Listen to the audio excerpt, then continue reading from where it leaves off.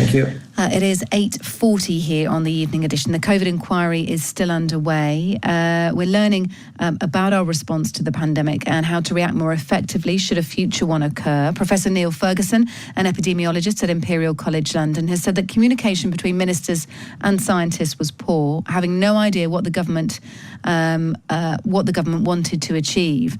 And many senior scientists displayed disappointment that the medical term of long COVID was dismissed by government officials. Here's Anthony Metzer, KC, who's representing the long COVID support group during his opening statement at the inquiry.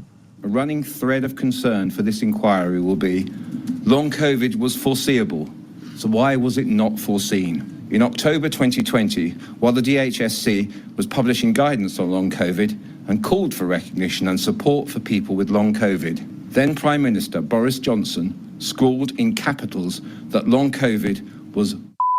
Mr. Johnson has admitted in his witness statement that he didn't believe long COVID truly existed, dismissing it as Gulf War syndrome stuff. Welcome to Claire Hastie now, founder of the Long COVID Support Group, who protested outside the hearing last week. Claire, welcome. Thank you. Good to catch up with you again. We've just heard part of Anthony Metzer's opening statement there, which you were there for, I know, at the hearing. What was your reaction to just, hearing that aired in the inquiry? It was actually quite physical. I just immediately cried angry, sad, despairing tears on behalf of myself and my kids, but the millions of people who remain affected by long COVID, some of us getting on for 4 years now, and the people who are newly getting this condition because the risks and the preventative measures are not talked about.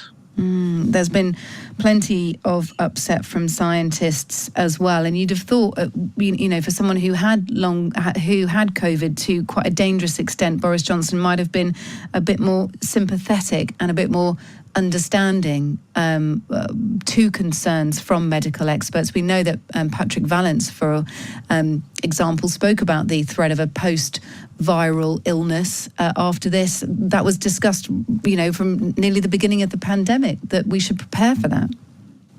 Yeah, post-viral sequelae or consequences are not new. They've existed for as long as there have been viruses. So whether we're talking about Ebola or SARS-1 or MERS, or one that's probably more familiar to people is glandular fever from the Epstein-Barr virus. It's very, very common for people to have to take time off work for a year or more and take potentially years to recover, or indeed not recover. So a lot of people who have ME, CFS may have been triggered by viral infection. The issue is that they're so poorly researched and poorly understood that has really not only stigmatized and caused immeasurable suffering for decades for all people who are struggling with lifelong conditions or chronic conditions. It's also meant that we were starting almost from scratch with long COVID, although we're very grateful for any learnings that we've had from people who've had the ongoing post-viral issues. You were part of a group protesting outside the hearing, weren't you, last week, Claire? Just tell me a bit about that. So there are several charities who are represented by Anthony Metzer, KC. Long COVID Support is one of those. Long COVID SOS, Long COVID Kids and Long COVID Physio are also represented. We dragged ourselves there from different corners of the country to have a physical presence there. In order to, again, represent the vast numbers of people who are too unwell to even be able to leave their houses. Several of us who were there did have to lie down and have all sorts of kind of flares in symptoms, but we felt it was important to be standing outside and trying to raise awareness as best we can. We don't have very many tools in our arsenal to try to raise awareness, but we continue to try to not be forgotten about and overlooked like we so often are. Including at the stroke of a pen by our former Prime Minister.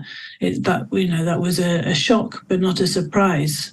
Yeah, the policies that ensued from that, you can see It was lack brutal. of treatment and lack of research. Yeah, Absolutely. it was And brutal. completely ignoring. Yeah, and completely ignoring what was a growing body of scientific evidence by that point, as you said. There are thought to be about 1.9 million people in the UK with long COVID at the moment. So that's a pretty big writing off of nearly 2 million people, according to Boris Johnson at the time. Anyway, what are you hoping for from the rest of the inquiry, Claire, if you put your hat on here in terms of what would be the ideal outcome of the inquiry, which we know will take many, many months? The inquiry is kind of time limited to a particular point in time, but I'm really keen to make clear that the pandemic is ongoing. So if you look at ONS weekly death statistics, you see that there's over 200 people who are dying every week at the moment with COVID on their death certificate, and people are joining our support services with long COVID who developed this in August, September. So this is very much an ongoing pandemic.